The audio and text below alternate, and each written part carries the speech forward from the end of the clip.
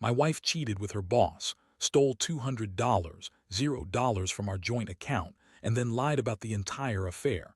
Now we're in a bitter legal battle over our house and savings, and I can't tell if I lost her or my life savings first.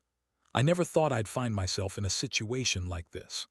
Honestly, I thought I knew everything about my wife, Lisa.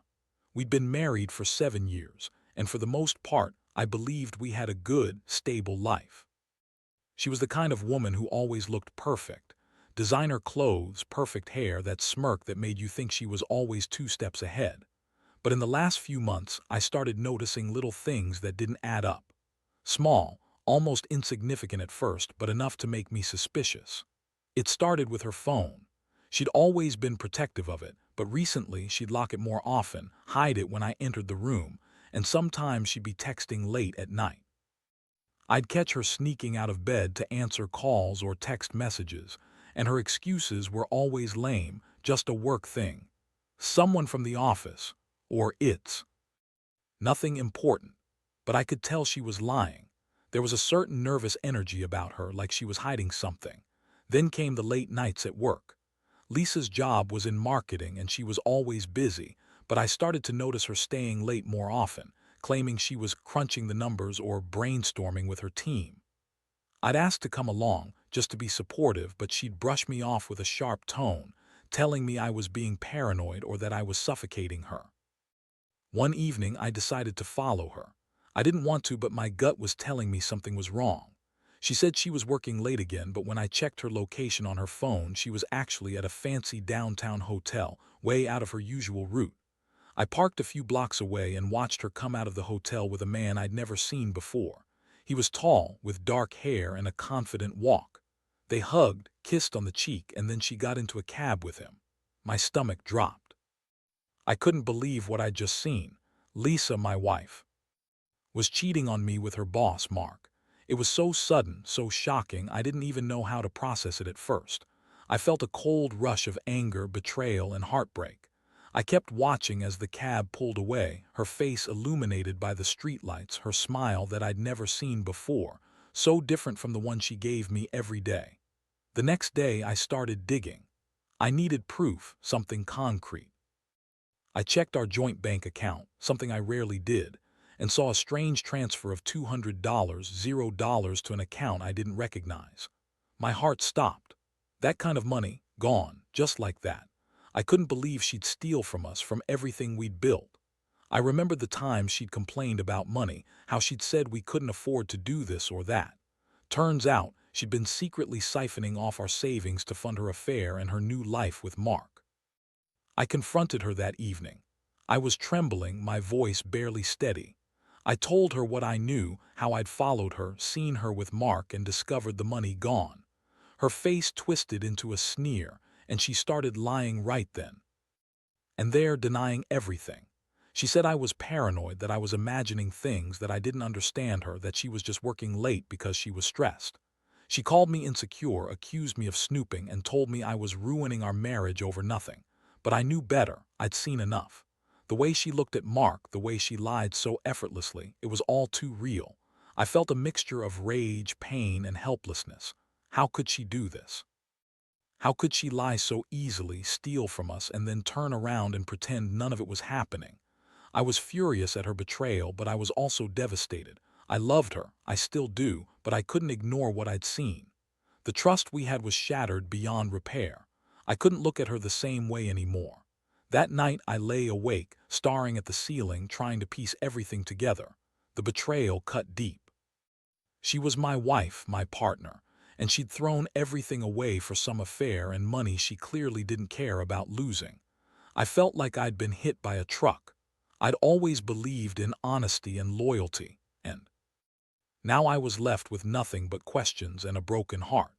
I didn't know what to do next, but I knew I couldn't stay in this nightmare forever. It was time to decide what my next move would be, and I knew it wouldn't be easy. The next few days were a blur of anger, confusion, and a kind of numbness I couldn't shake. I kept replaying everything in my head, her sneaking around, the money transfer, the way she lied so effortlessly when I confronted her.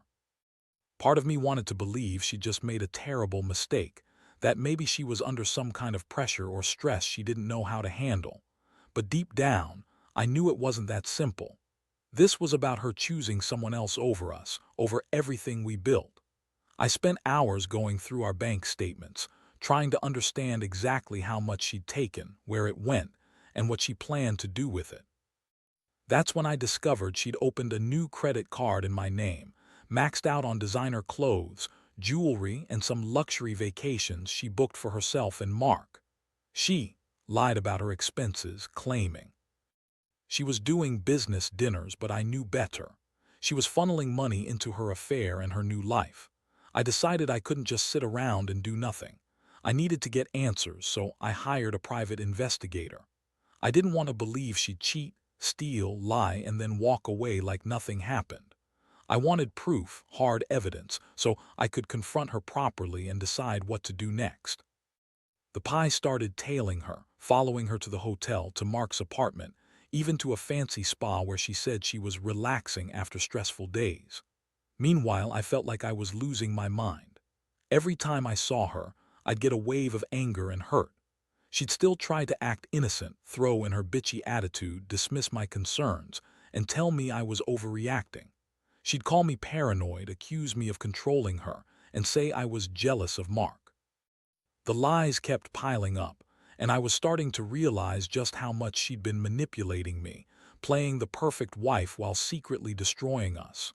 One day, I found out she'd been texting Mark at work, dirty messages, plans to meet, and even talk about how much she hated her life at home. That was the final straw.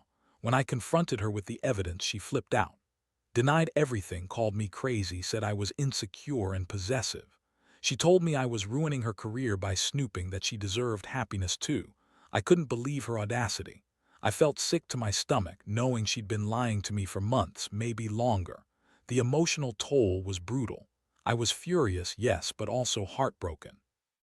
I started questioning everything. Was she ever truly mine? Did I even know her at all?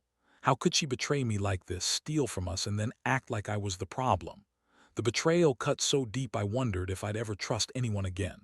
I'd given her everything, my love, my loyalty, and she'd repaid me with lies, deceit, and theft. I couldn't stay in this limbo anymore. I knew I had to make a decision, whether to fight for the marriage or cut my losses and walk away. But the truth was, I felt trapped. The house, our savings, everything was intertwined with her. And now, with the $200, $0 gone, I was starring at a financial mess I wasn't sure I could fix. I felt like I was drowning in betrayal and betrayal's aftermath, trying to keep my head above water. I started researching lawyers, thinking about divorce, about reclaiming what was ours, and about the possibility of fighting her for every penny. I was furious that she'd stolen from us, but I was also scared of what the future held. I'd always believed in loyalty, in honesty, and now I was faced with the harsh reality that my own wife had played me for a fool.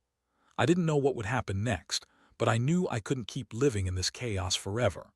I had to act, for my own sanity, and for whatever was left of my dignity.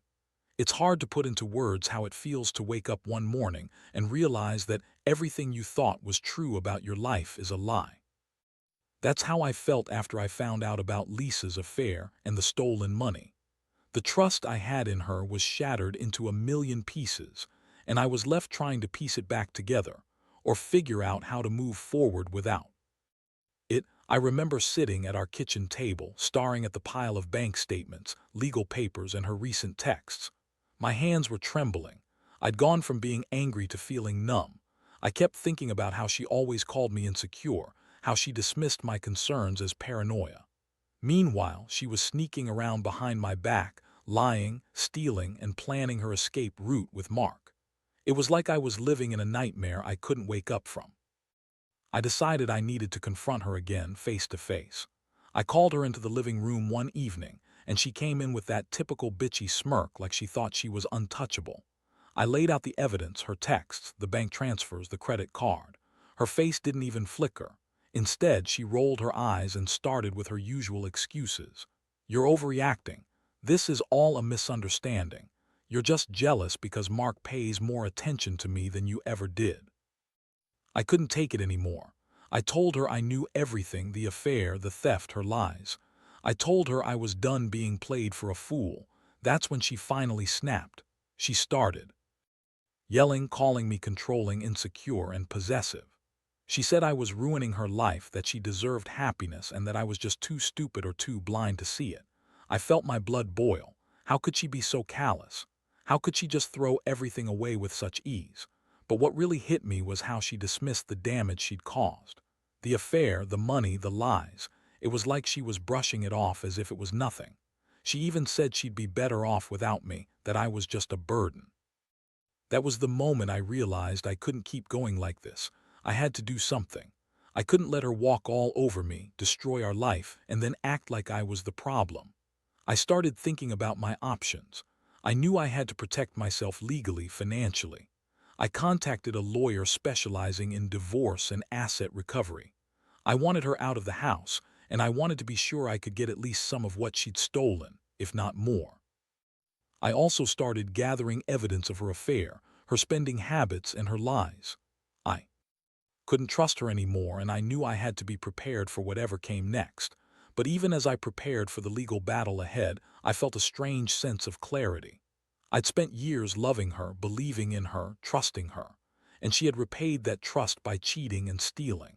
It was a brutal lesson, but I realized I had to focus on reclaiming my life, financially and emotionally. I couldn't undo what had happened, but I could decide what came next. That night I sat alone in the dark, thinking about everything. I felt betrayed, angry, but also oddly relieved. I was finally taking control of the situation. I knew it wouldn't be easy, and I knew the road ahead would be filled with more pain and uncertainty.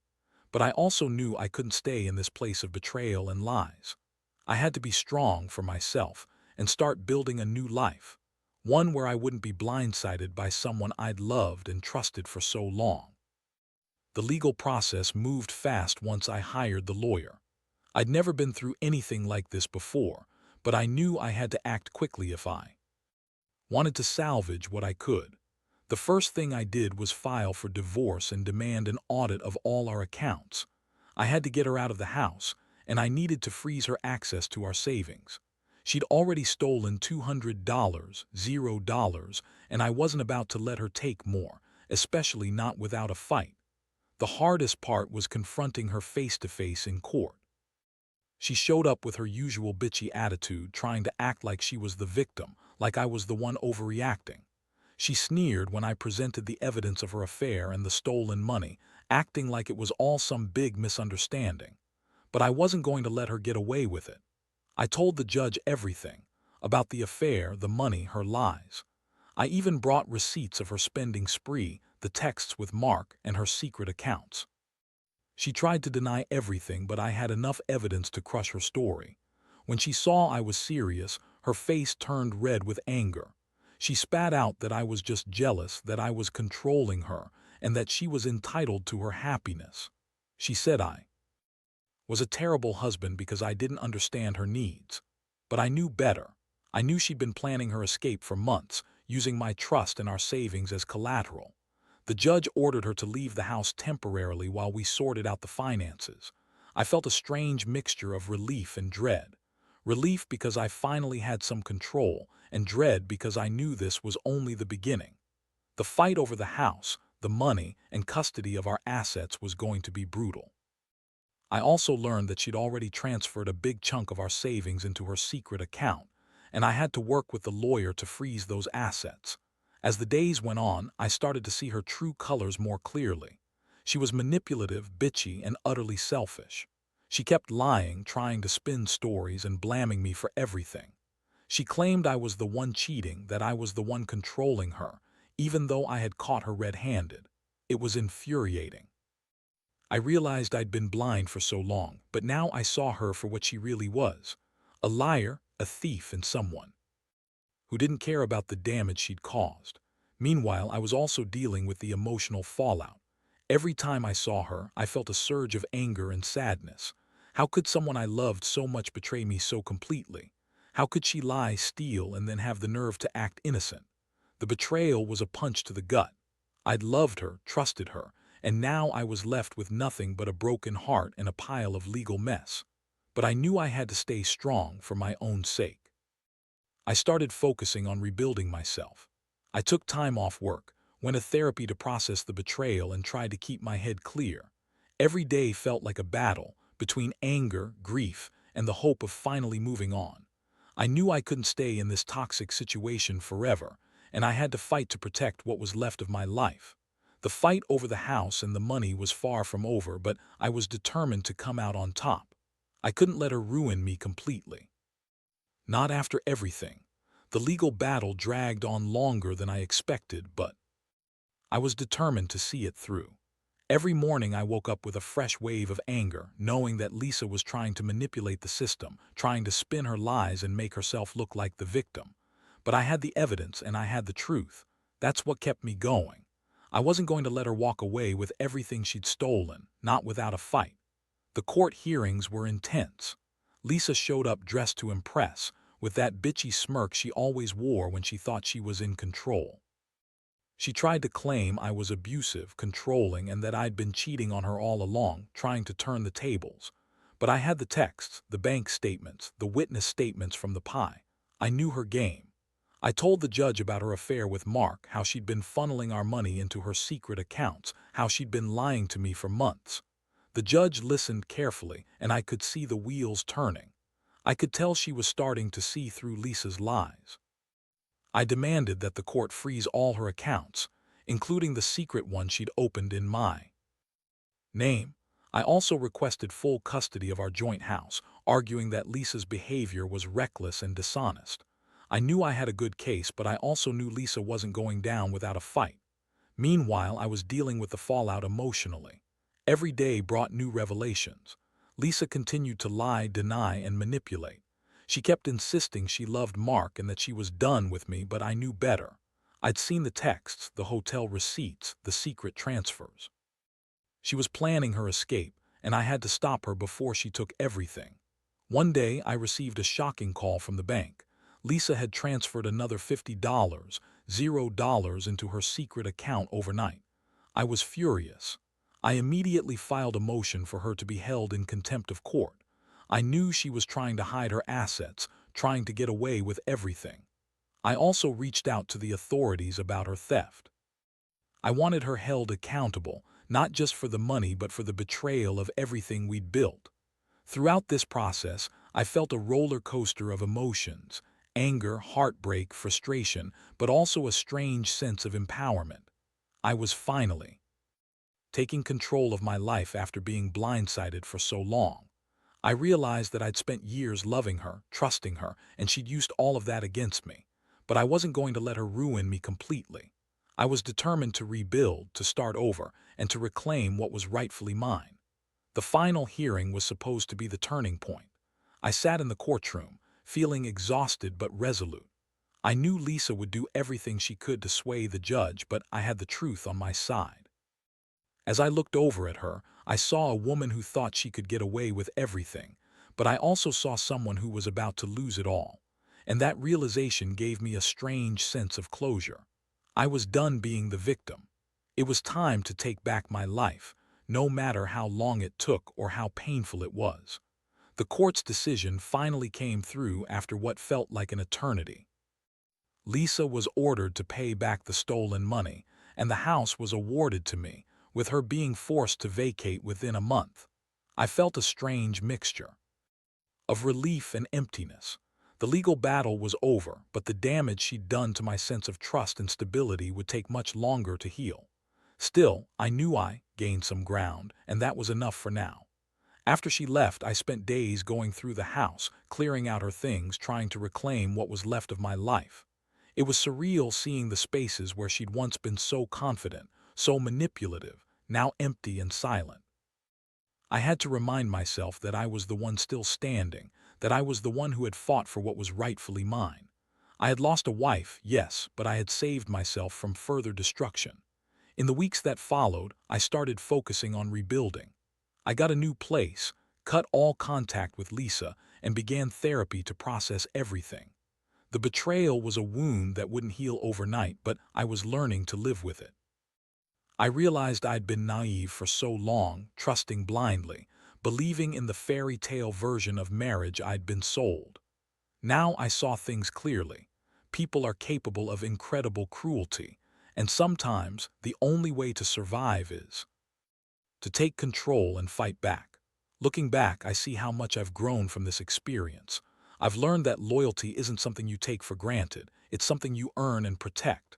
I've also learned that money isn't everything, though it hurts like hell to lose it, and that the most important thing is to keep your integrity intact, even when everyone around you is trying to undermine it. I don't regret fighting for what was rightfully mine.